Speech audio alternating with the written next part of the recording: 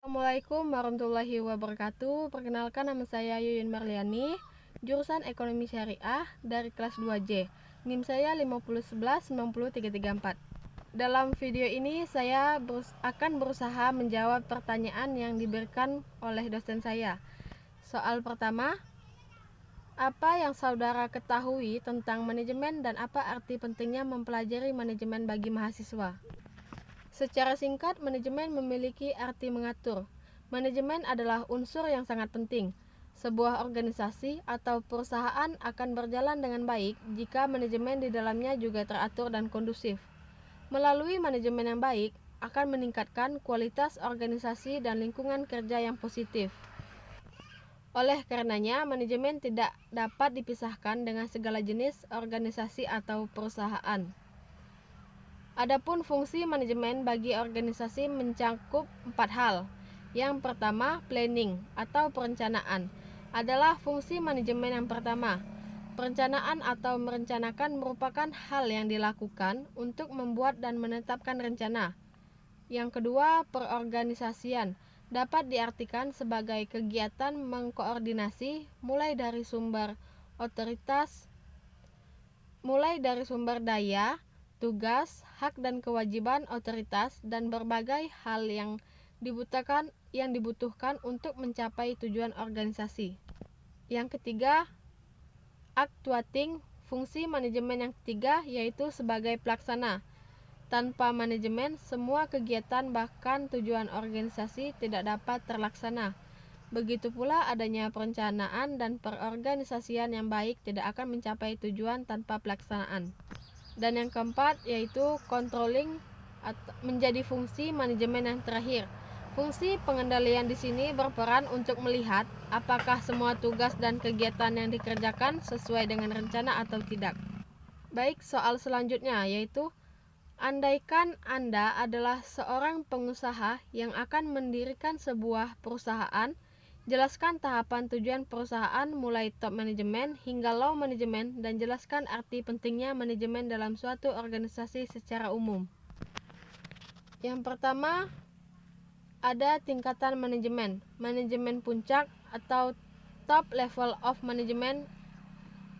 Yang pertama, manajemen puncak atau top level manajemen adalah tingkat manajemen yang paling atas dan memiliki otoritas. Soal selanjutnya yaitu andaikan Anda adalah seorang pengusaha yang akan mendirikan sebuah perusahaan, jelaskan tahapan tujuan perusahaan mulai top manajemen hingga low manajemen dan jelaskan arti pentingnya manajer dalam suatu organisasi secara umum. Yang pertama,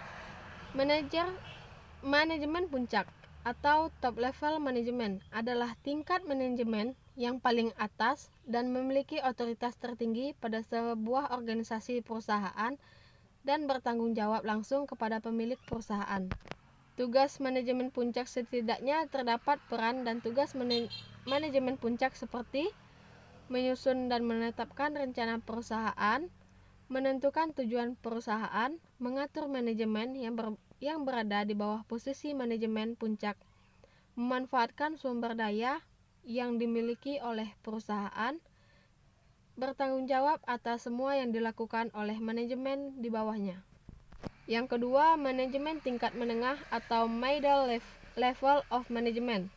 Manajemen tingkat menengah berada pada tengah-tengah dari hierarki manajemen pada sebuah perusahaan.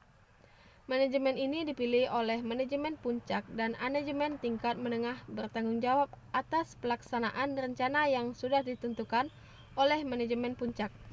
Berbeda dengan manajer puncak, manajer tengah cenderung bekerja mengandalkan kemampuan manajerial dan hal teknis, kurang membutuhkan keterampilan yang sifatnya konseptual. Manajemen tingkat menengah membawahi dan mengarahkan kegiatan manajer di bawahnya. Manajemen pada tingkat ini bertanggung jawab terhadap kegiatan yang dilakukan oleh tingkatan manajemen yang lebih rendah dan bahkan terkadang terhadap beberapa karyawan operasionalnya. Yang ketiga, manajemen lini pertama atau low level management adalah tingkatan manajemen yang paling rendah dalam sebuah perusahaan. Manajemen ini bertugas untuk memimpin dan mengawasi kinerja tenaga operasional. Karena salah satu tugasnya mengawasi karyawan, manajemen tingkat pertama bekerja menggunakan keterampilan teknikal dan kemampuan komunikasi. Kemampuan konseptual hampir tidak dibutuhkan oleh manajer ini. Manajemen lini pertama tidak membawahi manajer yang lain. Contoh manajemen tingkat pertama adalah mandor atau pengawas atau sering disebut dengan supervisor. Mereka dipilih oleh manajemen tingkat menengah. Mereka juga bagian dari manajemen operasional yang terlibat secara langsung dalam proses produksi dan bertanggung jawab untuk menyelesaikan rencana dan tugas yang diberikan oleh manajemen yang lebih tinggi. Contoh kegiatan yang dilakukan manajemen pada tingkat pertama ini seperti mengarahkan dan mengendalikan karyawan atau pekerja, mengembangkan moral pada karyawan, menjaga hubungan yang baik antara manajemen tingkat menengah dan para pekerja, menginformasikan keputusan yang diambil oleh manajemen kepada karyawan atau pekerja. Selain itu, manajemen tingkat pertama ini memberi informasi mengenai kinerja, hambatan atau kesulitan, perasaan, tuntunan ataupun hal lainnya dari para karyawan atau pekerja. Dan yang terakhir, menyusun rencana harian, mingguan, serta bulanan, tidak menyusun rencana jangka panjang. Baiklah, saya akan menjawab soal yang terakhir. Jika Anda sebagai seorang manajer sebuah perusahaan, langkah dan strategi apa yang saudara ambil dalam menjalankan dan mengamankan usaha dimaksud di masa pandemi COVID-19 saat ini? Menurut saya, manajemen penyebaran COVID-19 yang cepat memang merubah interaksi antara bisnis dan pelanggan. Banyak bisnis mulai merasa penurunan penjualan yang drastis atau bahkan tidak memiliki pelanggan sama sekali karena pelanggan sudah mulai beraktivitas di rumah mereka masing-masing. Tapi, berkelanjutan bisnis harus tetap dilakukan agar bisnis dapat dipertahankan. Mempertahankan bisnis yang berarti juga memperjuangkan penjualan selama wabah virus corona memang tidak mudah. Banyak yang bertanya-tanya bagaimana bisnis menjual produk di minggu atau bulan mendatang. Berikut beberapa strategi penjualan bisnis UKM Anda tetap berjalan. Yang pertama, hormati dan perkuat hubungan Anda dengan pelanggan. Yang kedua, buat promosi penjualan yang tepat. Yang ketiga, cara dan strategi penjualan yang kreatif. Dan yang keempat, jangan panik dan jangan berhenti menjual. Baik, sekian jawaban dari saya. Saya ucapkan terima kasih. Wabillahi taufiq wal hidayah. Wassalamualaikum warahmatullahi wabarakatuh.